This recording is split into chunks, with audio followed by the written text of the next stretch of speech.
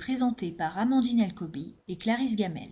Elle porte sur les iTraxx et les CDX. Dans un premier temps, nous tenterons de répondre aux questions suivantes.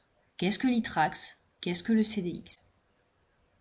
L'iTraxx et le CDX sont des indices de CDS.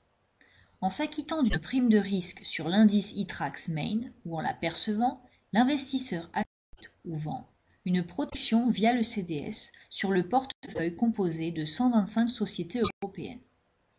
Contrairement au CDS, les indices de crédit sont complètement standardisés.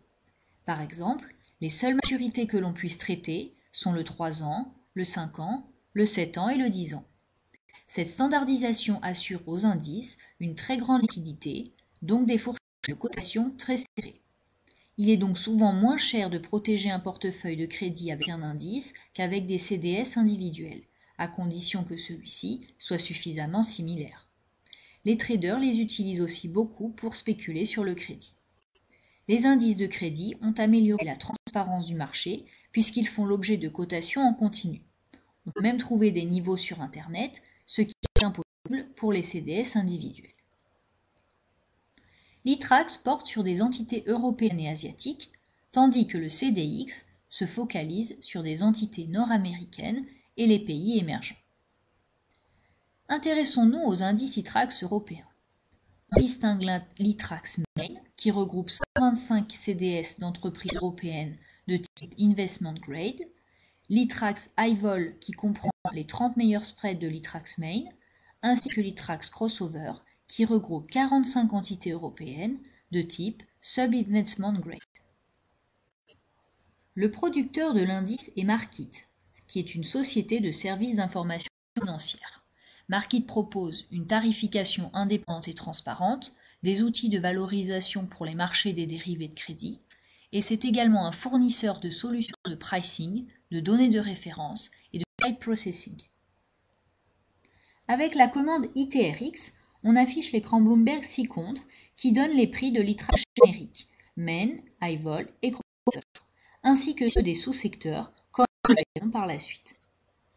Intéressons-nous maintenant à l'indice iTraxx Main. Il comprend 125 CDS relatifs à des titres obligataires d'entreprises européennes de qualité financière Investment Grade, comme nous l'avons vu. L'écran ci-contre permet l'affichage des entités composant l'indice. On peut voir ici la composition de l'iTraxx Europe Main par secteur d'activité. On remarque que le secteur financier représente environ 20%. Puis, la répartition de l'iTraxx Europe Main par pays avec près de 22% d'entités françaises. Étudions maintenant les sous-indices de l'iTraxx Europe Main. Ils se décomposent en entités de type financière, non financière et iVol, c'est-à-dire les meilleurs spreads de l'iTraxx Main, et parmi les financières, on distingue les subordonnées et les seniors. La commande HP permet d'afficher un historique de prix sur une période choisie.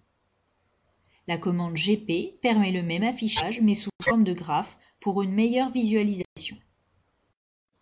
On peut voir sur cet écran l'affichage des prix historiques des subordonnées financières et seniors financières qui appartiennent aux sous-catégories de l'iTraxx Europe. On peut également demander un affichage des entités composant le sous-indice Financial Subordinated par exemple. On peut aussi s'intéresser au CDX et afficher les cotations des indices CDX. Allons plus loin. Intéressons-nous à présent aux séries de l'iTraxx et non plus à l'iTraxx générique. Une nouvelle série est lancée tous les 6 mois, en mars et en septembre, ce qui permet de constamment coller au marché. La composition des indices suit des règles transparentes et bien définies. Par exemple, à chaque nouvelle série, on ne garde que les noms les plus liquides. Il y a aussi toujours 25 signatures représentatives du secteur bancaire. Pour terminer, il existe également le SOVX, qui est l'indice de CDS des sous